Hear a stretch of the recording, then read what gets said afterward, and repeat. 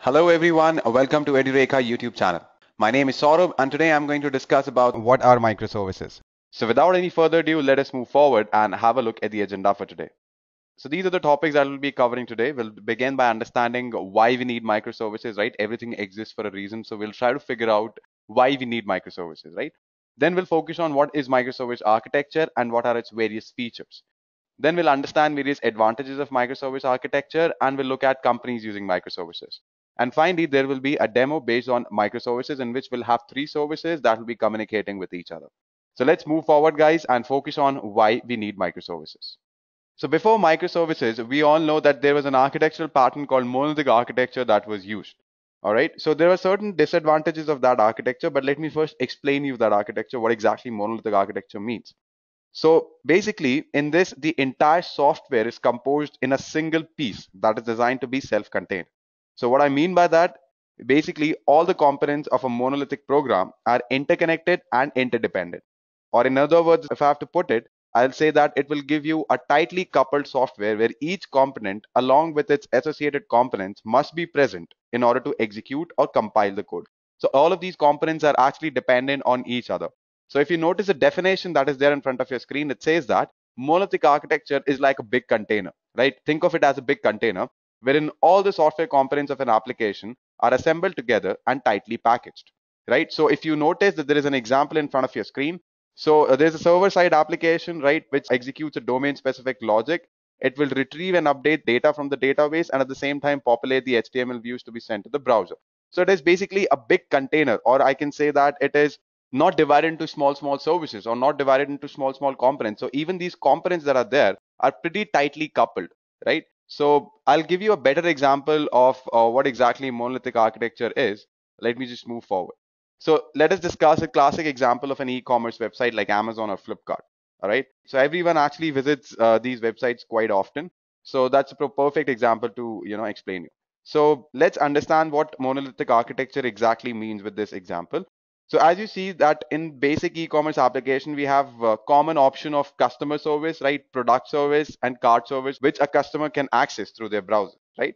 And when you launch the application, it is deployed as a single monolithic application. There's only one single instance, if you can notice. So we have customer service, product service, and cart service. And when you deploy all these services, it will be basically a single monolithic application. Now, what you can do is in order to scale it, you can run multiple instances of this application behind a load balancer, right? Now, let me discuss few advantages of this application. So first of all, it is very simple to develop, right? As a goal of the development tools and IDs is to support the development of monolithic application, it makes the development really easy and one directional, all right? Now, it's pretty simple to deploy because you have to deploy the executable file at the runtime to launch the application. That executable file can be a WAR file as well. Now it is pretty simple to scale as well because in order to scale your application, all you have to do is run multiple copies of the application behind a load balancer. Now, since everything comes with its pros and cons, monolithic architecture also has few major drawbacks. Let's discuss about them one by one. The first disadvantage is large and complex applications. Now, if you have a large application, or you can say with the increase in size of the application, it becomes really complex to understand and modify such applications, right? And as a result, development slows down and modularity breaks down over time. Moreover, because it can be difficult to understand how to correctly implement a change. And due to that, the quality of code declines over time. Let's see what is the next disadvantage. So the next disadvantage is slow development. So what I mean by that, as the application and the respective teams grow, the application becomes difficult to understand and modify, right? Because it's pretty huge in size and there are multiple teams working on it. So it becomes really difficult to understand and modify. Also, the larger the code base leads to slower ID, which makes the developers less productive. So the code base is pretty large because the entire application is one monolithic application, right? There are not different services present.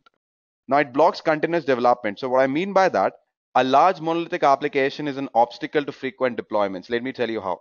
In order to update one component, you have to redeploy the entire application, which interrupts the background task. So if I have to take the example of the e-commerce website, if I have to update the cart service, I have to redeploy the entire application, which includes the customer service, the product service, all the services, right? So there is also a chance that components that haven't been updated will fail to start correctly, all right, because of many dependency issues or anything, right? And as a result, the risk associated with redeployment increases, which discourages frequent updates.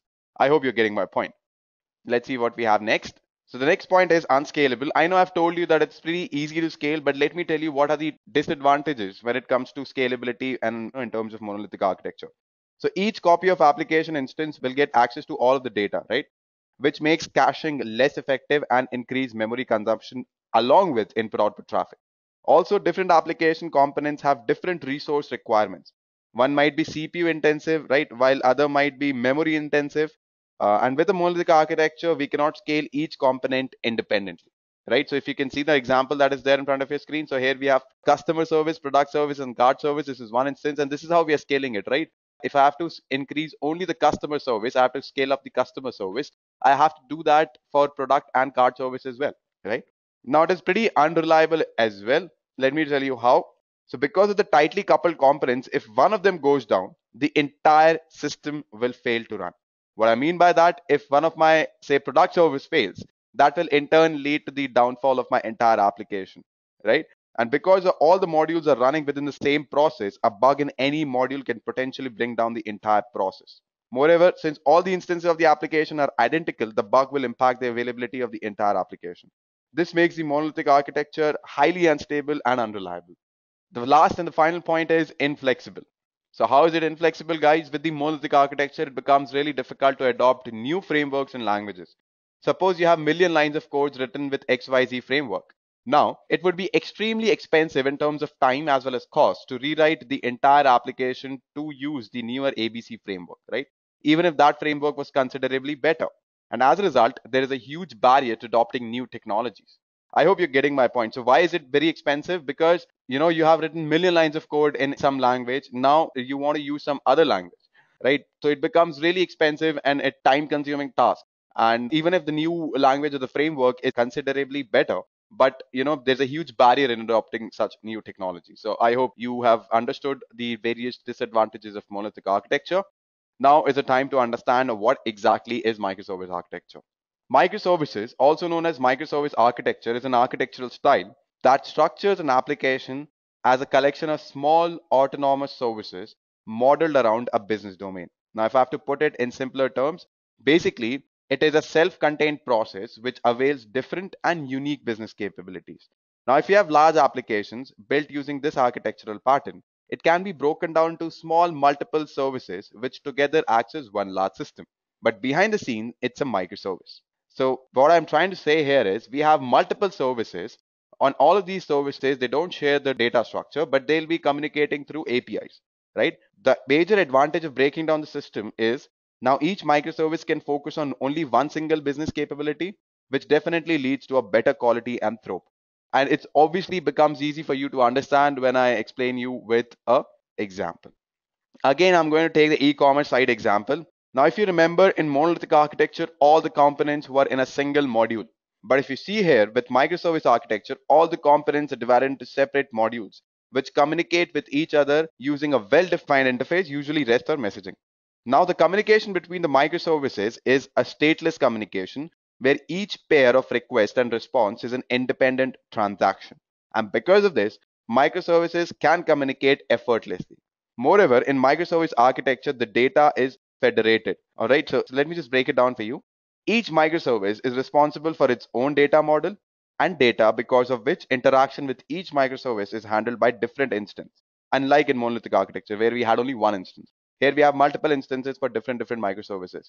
So we have three microservices here: customer microservice, product microservice, and cart microservice.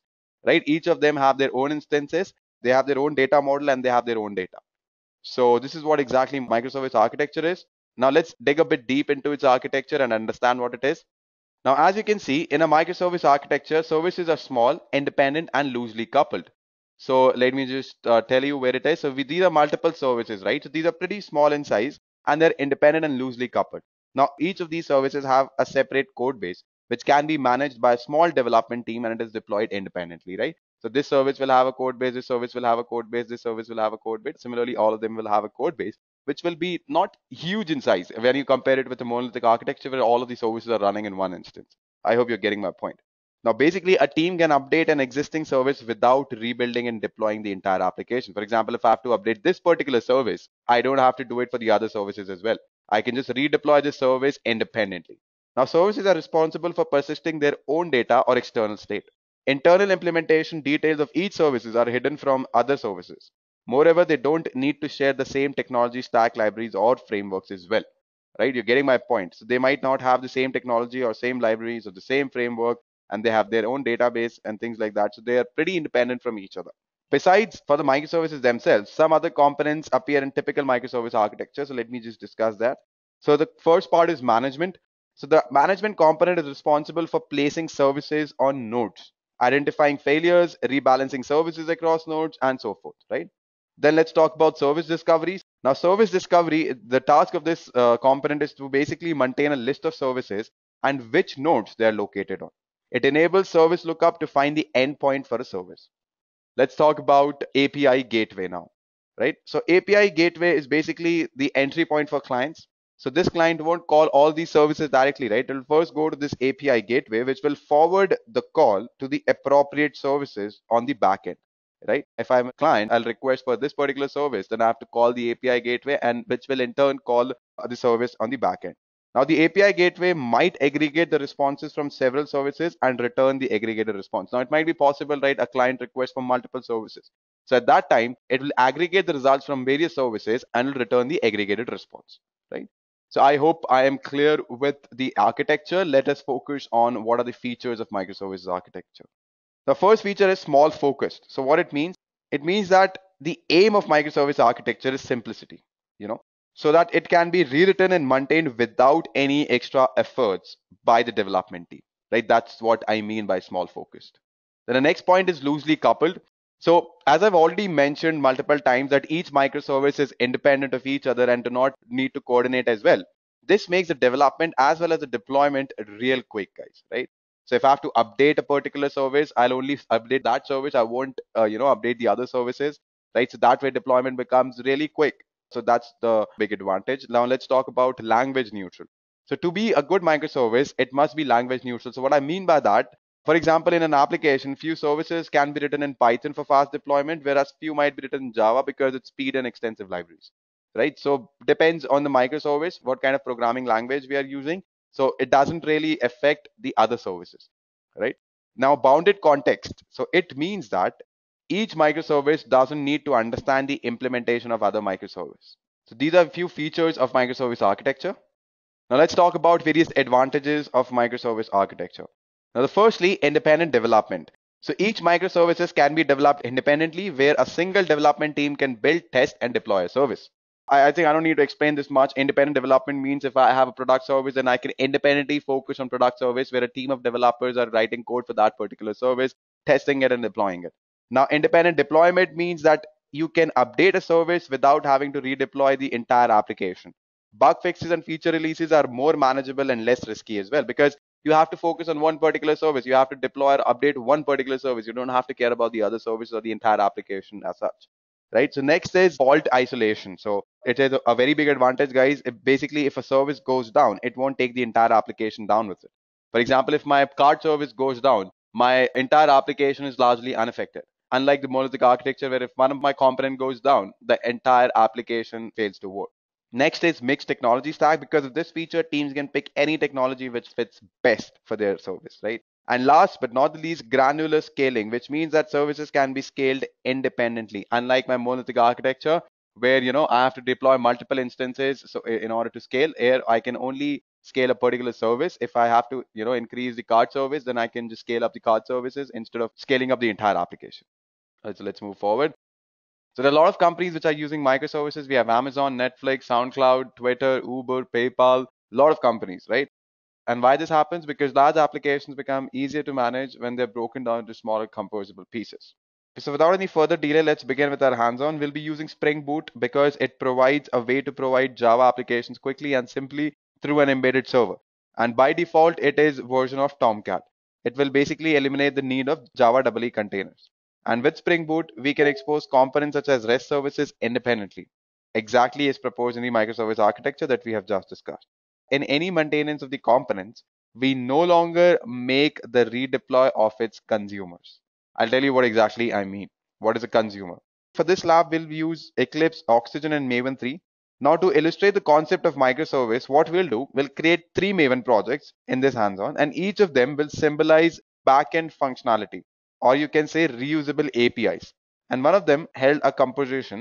If I have to put it in simpler way, I will say it will be a consumer of the other two. So one application or one service will be a consumer of the other two services, right? So we'll be creating 3 simple Maven projects that I've already done. I'll just open my clips and show you that. So my first Maven project is basically diagnosis microservice. Then we have doctor microservice and we have patient microservice. So this doctor microservice is the consumer, right? And consumer of the other two microservices, that is patient and a diagnosis. All right. So that is how it is done. Now, if I have to explain one of these services, let me explain you the patient microservice first. So over here, as you can notice that we have a pom.xml file. So basically this pom.xml file will establish all the dependencies, right, before we start coding. The first class that we create, that we call application, will be identical in all 3 projects. And it only works as an initiator to Spring Boot, that we call as Spring Boot application annotation. So that's how it is. If you notice here, we have application.java. So it will be common. Application.java and application configuration.java, the 2 packages that we have created, will be common for all the other microservices as well.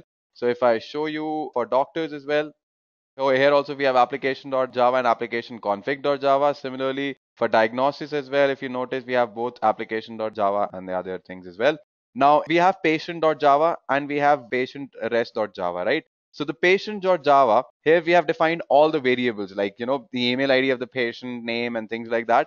And this patient rest.java will be used to provide the input to the variables. I hope you're getting my point. The patient rest.java is basically to provide the input. I won't be explaining the code here. In the upcoming tutorials, I'll be explaining the entire microservice, how the code works and everything, all the technical details you can find in the next tutorial. And this, I'm just giving you an overview of how things work in microservices. And we have this application config class as well, right? The package. So let me tell you why we actually use it. Is basically, it is a resource configuration class, which is basically a resource manager responsible for exposing REST services for application consumers. Right, so basically for messaging, right? So the REST service is for messaging and it is a stateless service for application consumers. And we can notice that patient.java and patient rest.java are in the same package, right? Now let me tell you how I've defined the ports here. So all I have to do is right click, go to properties, click on run debug settings. And when I go to arguments, right, so I just have to write -d server.port 8081. So you can see that my patient microservice will be running at a port 8081 when I start it. Let me just start all of these services one by one. So I'll start this first. Just click on run as Spring Boot app. Similarly, right click on this and I'll just run it as Spring Boot app again. And I'll run this also as a Spring Boot app. So it's done now. Let me just open my browser. All right, so this is for port 8081, right? So my port 8081 is for patient. So let me just click over there. Let me reload this page again. So here I have my patient microservice. Similarly, my port 8082 is for diagnosis, right?